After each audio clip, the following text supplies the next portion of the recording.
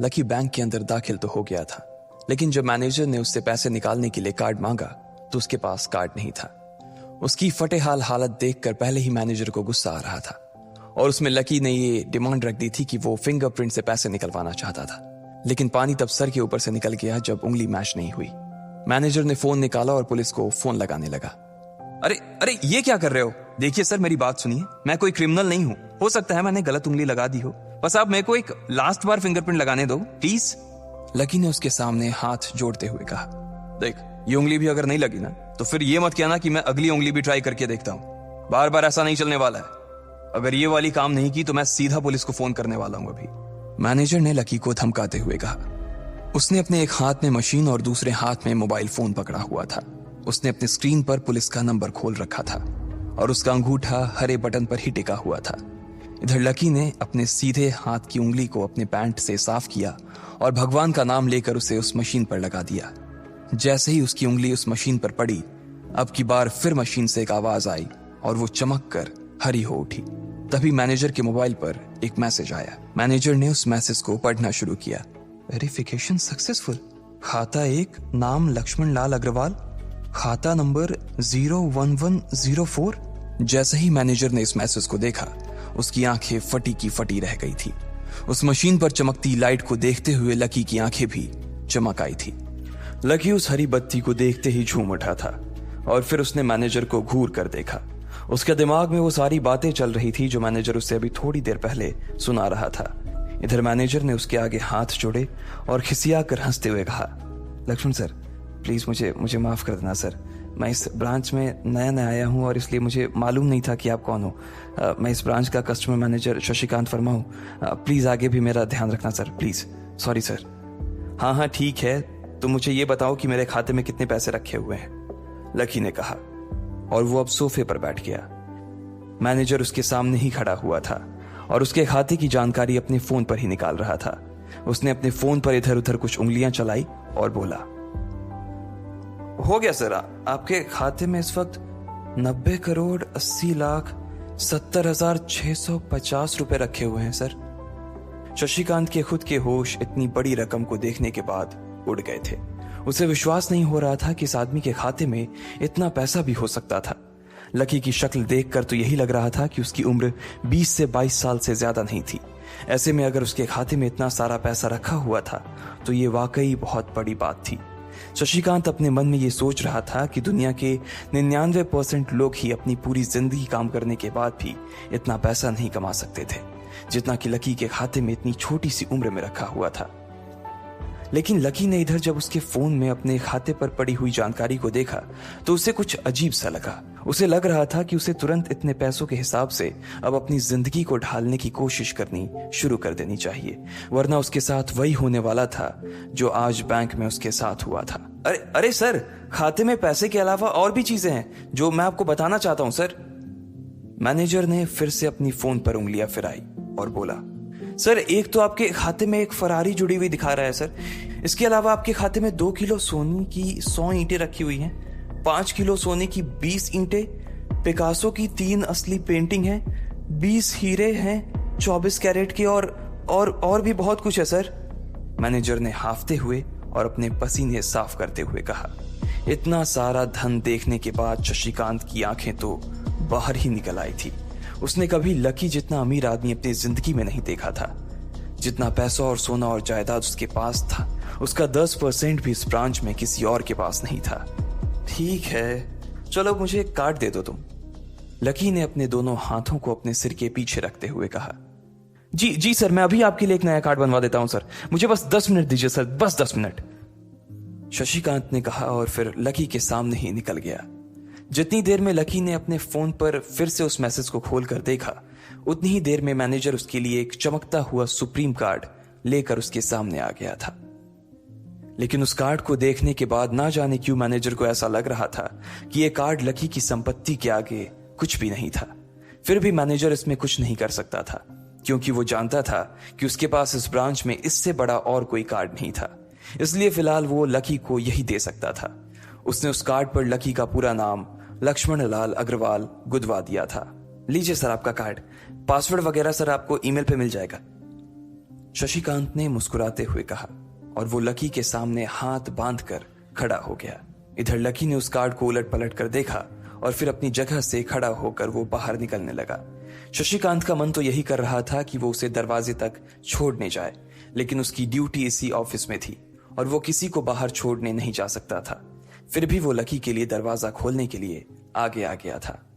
इधर यास्मीन अपने कैबिन में अपना सिर पकड़े हुए बैठी थी। उसे समझ नहीं आ रहा था कि आखिर अंदर चल क्या रहा था। एक पल को तो उसे लगा कि लकी पागल नहीं बल्कि बदमाश था कोई, और उसने शशिकांत को बंदी बना लिया था। लेकिन जब वो लकी के लिए कार्ड लाने के लिए अपने दफ्तर से बाहर आया तो यास्मीन को लगा कि कुछ गड़बड़ नहीं हुई थी। फिर ये इतनी जल्दी में कहां जा रहे हैं? उसने अपने आप से पूछा। शशिकांत को सुरक्षित देख बैंक के बाकी लोग भी दरवाजे पर से पीछे हट गए थे। वैसे भी उसे देखते ही सब लोग अपनी अपनी जगह पर वापस दौड़े चले जाते थे। शशिकांत का खौफ ही ऐसा था कि उसकी आंखों की झलक भर से खड़ा कर्मचारी जाकर अपनी कुर्सी पर बैठ जाता था। लेकिन एक बार शशिकांत के बाहर आने के बाद वो दोबारा बाहर नहीं आया था और ना ही लकी कमरे से बाहर आया था। इधर यास्मीन परेशान हुए जा रही थी। वो जानती थी कि अगर कुछ भी गड़बड़ हुआ तो सबसे पहले उसकी नौकरी जाने वाली थी। उसने बड़ी मुश्किल से और मेहनत करके इस नौकरी को हासिल किया था और वो किसी पागल की वजह से इसे अपने हाथ से नहीं जाने देना चाहती थी। जैसे ही परेशान यास्मीन ने अपनी नजर उठाकर फिर से उस कमरे की ओर देखा तो पाया कि लकी बहुत ही आराम से उस कमरे से बाहर निकलकर दरवाजे की ओर बढ़ता चला जा रहा था। ए, रुको, तुम इस तरह नहीं जा सकते।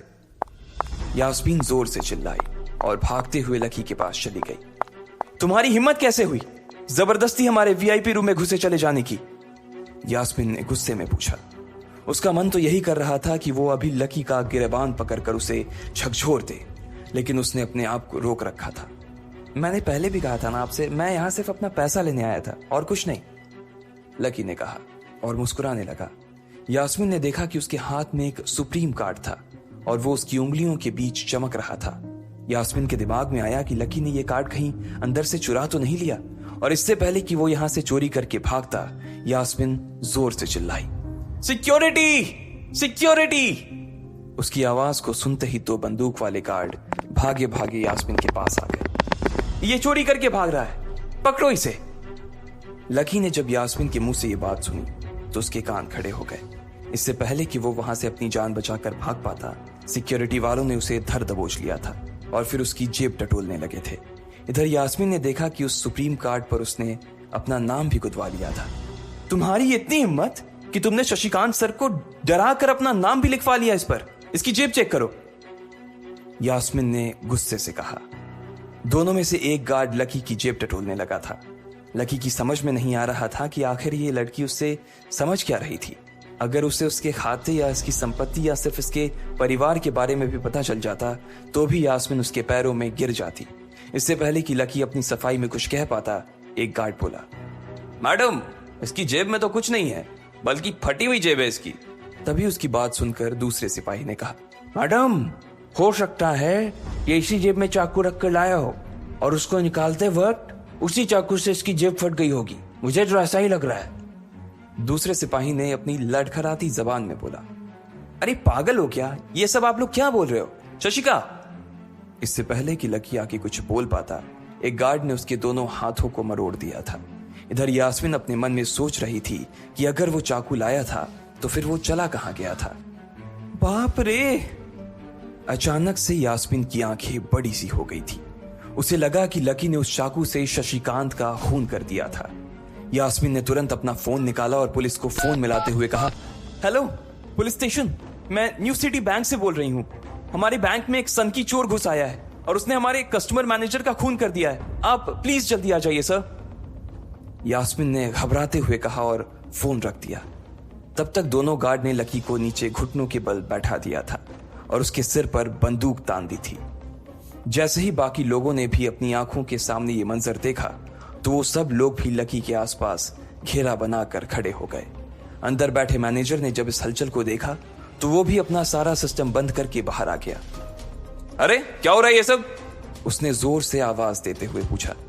जैसे ही सब लोगों ने उसकी आवाज सुनी तो वो चौंक गए और शशिकांत वर्मा की ओर देखने लगे। देखने वालों में यास्मीन भी शामिल थी और उसने देखा कि उसका मैनेजर तो जिंदा है और सही सलामत उसकी आंखों के सामने खड़ा था। सर, आप जिंदा हैं? यास्मीन ने खुशी और आश्चर्य भरे भाव के साथ शशिकांत की ओर देखते हुए कहा, लेकिन अगले ही पल उसकी खुशी की जगह दुख ने ले ली थी। उसे एहसास हो रहा था कि आखिर उसने कितनी बड़ी गलती कर दी थी। यास्मीन ने अपनी ही जुबान काट ली थी और उसके जले पर नमक छिड़का शशिकांत ने। उसने कहा, मैं क्यों इतनी जल्दी मरने लगा? और तुमने ये सब क्या तमाशा लगा रखा है? उसने कहा और फिर उस भीड़ की ओर बढ़ने लगा। जैसे ही वो आगे आया उसने देखा कि उन लोगों ने लकी को गन पॉइंट पर बैठा रखा है। अरे, किसने किया ये? शशिकांत तुरंत लकी की ओर दौड़ा और उसने उसके पास खड़े दोनों गार्ड्स को हटा दिया। फिर लकी को उठाने के लिए उसने अपना हाथ उसकी ओर बढ़ा दिया और बोला, sir, I am really sorry sir. इस बेवकूफी के लिए मैं आपसे माफी मांगता हूं sir. I am really sorry sir. Shashikant उसके पैरों में ही गिरने को हो गया था। लकी उसका हाथ पकड़कर खड़ा हुआ और फिर यास्मीन की ओर घूरने लगा। आप पूछ रहे थे ना कि किसने किया? इसने किया है ये। और इसने सिर्फ इतना ही नहीं किया बल्कि इसने पुलिस को भी बुला लिया है। इसे लग रहा है कि मैं कोई क्रिमिनल हूं जिसने आपका खून कर दिया है और आपसे ये कार्ड चुरा कर भाग रहा हूं। ये कार्ड जो आपने मुझे दिया है। लकी ने यास्मीन की ओर उंगली दिखाते हुए गुस्से में कहा। अचानक ही सब लोग थोड़ा पीछे हटकर यास्मीन को देखने लगे थे। यास्मीन घबराई हुई सी फर्श पर तो कभी छत को देखे जा रही थी। यास्मीन, जो मैं सुन रहा हूं क्या वो सच है? शशिकांत ने यास्मीन को घूरते हुए गुस्से में पूछा। उसकी आंखों में छुपे गुस्से को यास्मीन बर्दाश्त नहीं कर पा रही थी, इसलिए उसकी ना तो लकी से और ना ही शशिकांत से नजर मिलाने की हिम्मत हो रही थी।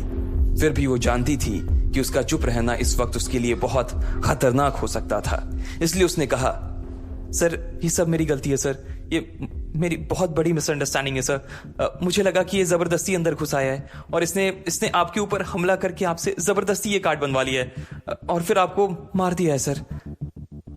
यास्मीन ने घबराते हुए कहा। उसकी डरी सहमी सी आंखों में अब आंसू ही आ गए थे। मैनेजर ने जब उसकी ये बात सुनी तो उसने अपना सिर पकड़ लिया। यास्मीन जैसी समझदार लड़की इतनी बड़ी भूल कैसे कर सकती थी? उसने लकी को पहचाना ही नहीं था। खैर, मैनेजर को लगा कि इसमें उसकी कोई गलती नहीं थी। जब वो खुद लकी को नहीं पहचान पाया था तो फिर यास्मीन कैसे पहचान पाती? इसलिए उसने सोचा कि सबके सामने उसे कुछ कहने से अच्छा था कि वो यास्मीन को एक कोने में ले जाकर लकी की सच्चाई बताए। शशिकांत ने उसका हाथ पकड़ा और उसे खींच कर अपने साथ खंबे के पास ले गया और बोला, तुम्हें मालूम है ये कौन है? अरे, ये लक्ष्मण अग्रवाल है, लक्ष्मण अग्रवाल खानदान का वारिस। तुम्हें पता है ना कि अग्रवाल खानदान का खाता हमारे बैंक की जितनी भी शाखाएं हैं उसमें सबसे बड़ा खाता है। यास्मीन ने जैसे ही यह नाम सुना उसके पैरों के नीचे से जमीन खिसक गई थी। वो जानती थी कि अगर न्यू सिटी बैंक इतनी ऊंचाइयों पर पहुंचा था तो उसके पीछे अग्रवाल खानदान का सबसे बड़ा हाथ था। इस बात का जिक्र उससे तब भी किया गया था जब उसने नौकरी ज्वाइन की थी। तुम्हें पता है इस लड़के के नाम पे कितनी प्रॉपर्टी है? ये अपने दम पर ना इस पूरे एरिया को खरीद सकता है, शशिकांत ने यास्मीन से कहा। यास्मीन जैसे जैसे लकी को देखी जा रही थी वो बड़ी बड़ी आंखों से उसे घूरे जा रही थी। लकी कभी उन दोनों को देख रहा था तो कभी अपने आसपास खड़े लोगों को देख रहा था। अब सबसे पहले तो पुलिस को फोन करो और उनसे कहो कि हमसे गलती हो गई थी, और उसके बाद जाकर तुम उनसे भी माफी मांगो, और अगर उन्होंने तुम्हें माफ कर दिया तो तुम्हारी किस्मत, वरना समझ लेना कि तुम्हारी नौकरी चली गई, शशिकांत ने कहा और दौड़कर लकी के पास जाकर खड़ा हो गया। इधर यास्मीन अभी भी वहीं पर खड़ी थी। अभी अभी जो शशिकांत उसे बता कर गया था वो यास्मीन पचा नहीं पा रही थी। उसे लग रहा था कि इसमें उसकी कोई गलती नहीं थी, लेकिन कोई उसकी सुनने वाला नहीं था। बैंक उस छोटी सी मैनेजर के चक्कर में अपने सबसे बड़े कस्टमर को छोड़ने वाला तो नहीं था। अब मेरे पास और कोई रास्ता नहीं बचा है, यास्मीन ने निराश होते हुए अपने आप से कहा, और फिर अपनी जेब से फोन निकालकर पुलिस थाने में फोन लगाया। जैसे ही यास्मीन ने पुलिस वालों से ये कहा कि उससे गलती हो गई और जिसे वो बदमाश समझ रही थी असल में वो बदमाश नहीं बल्कि शहर के सबसे बड़े रईस का बेटा था, तो उधर से आवाज आई, मैडम सॉरी, लेकिन अब तो गाड़ी निकल गई है, वहां पहुंचती होगी। अब आपको जो भी कहना है इंस्पेक्टर साहब से कह देना। और उस पुलिस वाले ने फोन काट दिया। मर गए, यास्मीन ने अपने आप से निराश होते हुए कहा। उसके हाथ थर थर कांप रहे थे। उसे समझ नहीं आ रहा था कि अब वो क्या करे। अब उसके पास लकी से माफी मांगने के अलावा और कोई चारा नहीं बचा था। लेकिन अगर लकी सर ने मुझे माफ नहीं किया और उल्टा मेरे ऊपर डिफेमेशन का चार्ज लगा दिया तो, यास्मीन ने अपने आप से कहा और वो अब और भी ज्यादा घबरा गई थी। उसने देखा कि लकी उसे घूर कर देख रहा था। शशिकांत पूरी कोशिश कर रहा था कि वो लकी को शांत करवा सके, लेकिन लकी वहां से हिलने का नाम तक नहीं ले रहा था। यास्मीन उसके पास पहुंच गई थी। वैसे तो वो जानती थी कि उसे माफी मांगने से उसकी किस्मत बदलने वाली तो थी नहीं, फिर भी उसने एक बार कोशिश करनी चाहिए और लकी से कहा, सर मैं आपको गलत समझ रही थी सर, एक्चुअली आपके। यास्मीन ने उसके कपड़े को देखा और एक सांस लेते हुए आगे बोली, सर प्लीज मुझे माफ कर दीजिए सर, मेरी इंटेंशन आपको हर्ट करने की बिल्कुल भी नहीं थी। मैं तो जो कुछ कर रही थी बैंक की सेफ्टी के लिए कर रही थी सर। यास्मीन ने गिड़गिड़ाते हुए कहा और नीचे देखने लगी। इट्स ओके, कोई बात नहीं है, लकी ने कहा और उसके हाथ से अपना सुप्रीम कार्ड लेकर निकल गया। यास्मीन को अपने कानों पर तो विश्वास ही नहीं हो रहा था। वो मान ही नहीं पा रही थी कि लकी ने उसे माफ कर दिया था। उधर लकी को अपने आप पर विश्वास नहीं हो रहा था कि वो रातों रात इतना अमीर हो गया था। आखिर लकी इतने पैसों का क्या करने वाला था? क्या उसके खाते की बैलेंस की तरह वो भी रातों रात बदल जाता? ये पैसा उसकी जिंदगी को क्या दिशा देने वाले थे? इन सारे सवालों के जवाब अगर आप जानते हैं तो कमेंट बॉक्स में हमें भी बताएं, और आगे की कहानी जानने के लिए हमारे साथ सुनते रहें लखपति सिर्फ पॉकेट FM पर।